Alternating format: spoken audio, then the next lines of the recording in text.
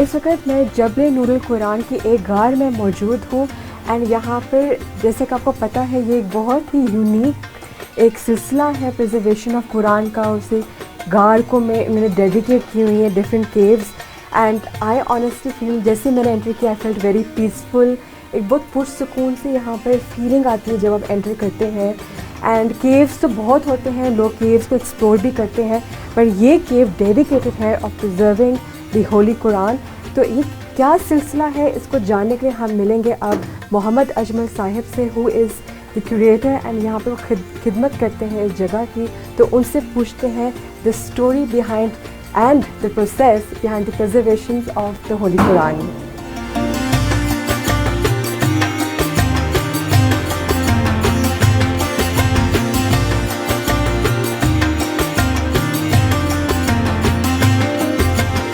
अभी हम जिस जगह में खड़े हैं ये जबल नूर की वो सुरंग है जो बुनियाद इसकी रखी गई है। ये बाहर से सारा पहाड़ था, इसको काटा गया है।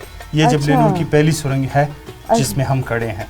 अच्छा, तो इस सुरंग में आपने कौन से कदीम कुरान रखे हुए हैं डिस्प्ले पर? ये तो आप देख रहे हैं, ये डिस्प्ले में जो पड़े हैं इसमें 600 साल, 700 साल, 800 साल कदीमी और सबसे छोटा हाथ का लिखा हुआ नुस्खा यहाँ पे पड़ा हुआ है। तो ये आपको पूरे पाकिस्तान से आप लेकर आते हैं यहाँ पर या आपको लोग भेजते हैं? ये तो लोग उन लोगों के पास, ये तो अब ज़ईफ़ हो चुके हैं आप देख रही हैं। हाँ। तो ये तो लोगों भेज देते हैं आप पे। हाँ, फिर हम लोग इसको यहाँ पे डिस्प्ले वो जो हमारे साथ जो माहिर है वो इसकी तारीख और वो मुसन्निफ़ का नाम वो लगा के इस पे लिख लेते हैं। अच्छा, माशाल्लाह से। और इस जबल नूर कुरान में कितनी गारें मौजूद हैं इस वक्त? एक ये थी जो पहली बुनियाद थी जहाँ यहाँ से स्टार्ट हुई, एंड और कितने केव्स हैं यहाँ पर? जबल नूर ये एक है, इस एक की लंबाई 2.5 किलोमीटर। इसके अलावा हमारे पास 32 और है। 3 पे काम स्टार्ट है, 3 में 2 बन चुकी है, एक पे जो है काम स्टार्ट है। काम स्टार्ट हुआ है। टोटल 35 सुरंग हमारे पास। अच्छा, वाह माशाल्लाह। और उन सब में आप लोग अभी स्टोर करेंगे कुरान? हाँ, उनमें कुरान पाक हम रखते हैं। अच्छा। उसको भर देते हैं, बंद कर देते हैं। तो मुझे आप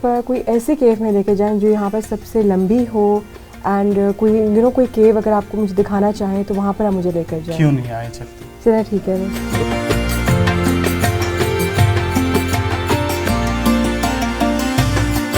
वैसे तो मिस तमाम जबल नूर ख़ास है, लेकिन यहाँ पे एक ख़ास चीज़ जब हम खुदाई करते हैं तो हमें काफ़ी वो मिलती है। अभी मैं आपको ये पत्थर दिखा रहा हूँ, ये बहुत ख़ास है क्योंकि इसमें ख़ासियत ये है कि आपको अगर दिखाई दे रहा है तो इसमें अल्लाह का नाम लिखा हुआ है। हाँ, मुझे ये नज़र आ रहा है यहाँ पर। एक सेकेंड, ओवर हियर मुझे नज़र आ रहा है अल्लाह लिखा हुआ, सुभान अल्लाह। तो ये आपको कब मिला था?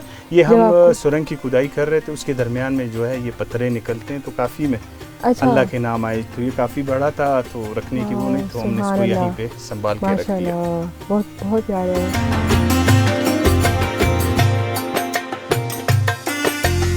ये वो 2.5 किलोमीटर गार है जहाँ पे लोग आते हैं।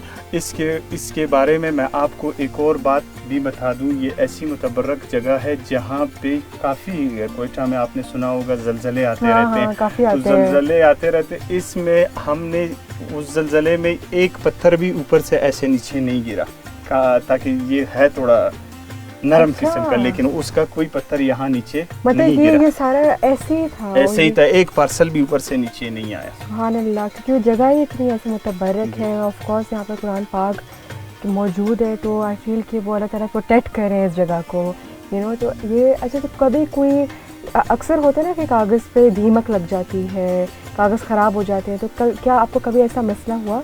नहीं, ग़ालिबन जबल नूरुल कुरान में काफ़ी कुरान पढ़े हैं, 2.5 करोड़ से ज़्यादा, लेकिन आज तक हमने एक बोरे को ये नहीं देखा कि उसको कोई दीमक पड़ी हो। दीमक तो फिर अगर एक में आ जाए तो सारे उसको ख़राब करते हैं, लेकिन अभी तक हमने एक ऐसा कोई बोरा नहीं देखा जिसको या दीमक लगा हो या वो।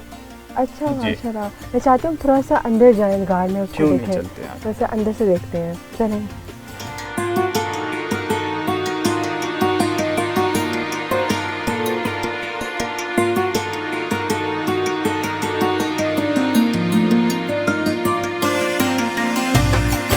इस गार में कुरान मजीद को महफूज करने के अलावा हमने जो है कुछ इबादत गाहें बनाई हैं, जो मर्दों की अलग और औरतों की अलग। अच्छा। तो उसमें लोग आके अपनी नवाफिल यासीन शरीफ या जो नमाज का टाइम वो अदा करते हैं। अच्छा माशा, जैसे कि ये एक जगह है तो आपने औरतों और मर्दों के लिए अलग अलग आपने बनाया है। जी जी। तो आप मुझे ये बताएं कि जो जितने भी आपके पास कदीम नुस्खे आते हैं कुरान के, उनको आप प्रिजर्व कैसे करते हैं? इसका प्रोसीजर कैसे होता है कि ये कुरान को हम प्रॉपर उसको बाइंड करेंगे, प्रॉपर तरीका फॉर्म देंगे, और तो आप कैसे चूज़ करते हैं इसके प्रोसेस क्या प्रिजर्वेशन का? तो इसके लिए हमारे पास एक जगह है, वो जगह जो है वो इसी चीज़ के लिए मुख्तस की गई है, जो वहाँ से सारा प्रोसेस होके होता है।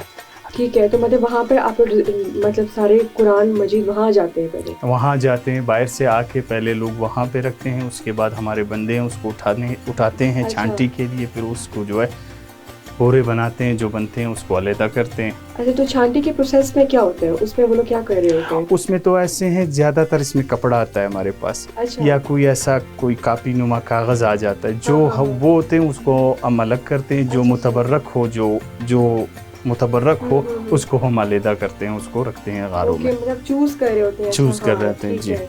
तो मैं जरा देखना चाहूंगी। क्यों नहीं, वो प्रोसेस चाहते जो हैं। है। तो मुझे आप दिखा सकते हैं? बिल्कुल, क्यों नहीं। चलें, ठीक है।